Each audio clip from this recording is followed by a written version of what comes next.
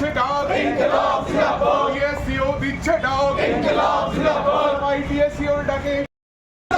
TSU দিচ্ছে ডাক ইনকিলাব জিন্দাবাদ টিএসইউ ডাকে আজকের এই প্রতিবাদ মিছিলে দলে দলে শামিল হন সংগঠনের কেন্দ্রীয় কার্যনির্বাহী কমিটি আজকে সারা দেশে প্রতিবাদ দিবস হিসাবে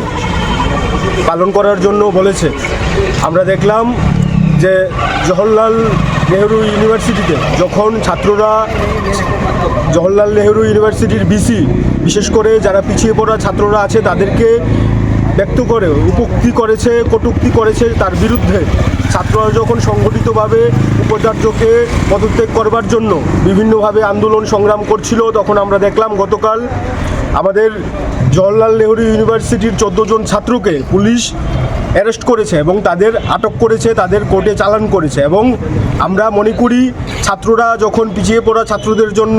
মাঠে নামছে, পিছিয়ে পড়া ছাত্রদের জন্য প্রকাশ্যে কথা বলছে, সংবিধানের কথা বলছে, তখন আমাদের দেশের সরকারকে কাজে লাগিয়ে বিভিন্ন বিশ্ববিদ্যালয়গুলোতে আরএসএসের মদতপুষ্টরা যেভাবে ছাত্রদের উপর ঝাঁপিয়ে পড়ছে তার বিরুদ্ধে এসএফআই টিএসইউ আজকে আমরা পথে নামলাম। এবং তার সাথে সাথে দিল্লির আরেকটি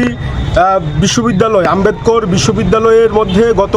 বছরের 5 তারিখ ছাত্র সংসদ নির্বাচনের দাবি করে 5 জন ছাত্রকে বহিষ্কার করা হয়েছিল। এবং আমরা মনে করি 1 বছর ধরে যে ছাত্ররা বহিষ্কার করে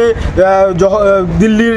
আম্বেদকর ইউনিভার্সিটি যেভাবে ছাত্রদের বিপক্ষে রাজনীতি করছে, আমরা মনে করি ছাত্রদের এই 1 বছর হয়ে গেল, তাদের এখনও বহিষ্কার প্রত্যাহার করা হয়নি। এবং আমাদের সংগঠনের কেন্দ্রীয় কার্যনির্বাহী কমিটি যে সিদ্ধান্ত নিয়েছে সেই সিদ্ধান্ত অনুসারেই আজকে আমরা এখানে প্রতিবাদে সামিল হয়েছি। আমাদের রাজ্যের এসএফআই এবং টিএসইউ আমরা এখানে প্রতিবাদ করতে এলাম এবং আমরা দাবি করছি অতি সত্বর এই 14 জন ছাত্রদের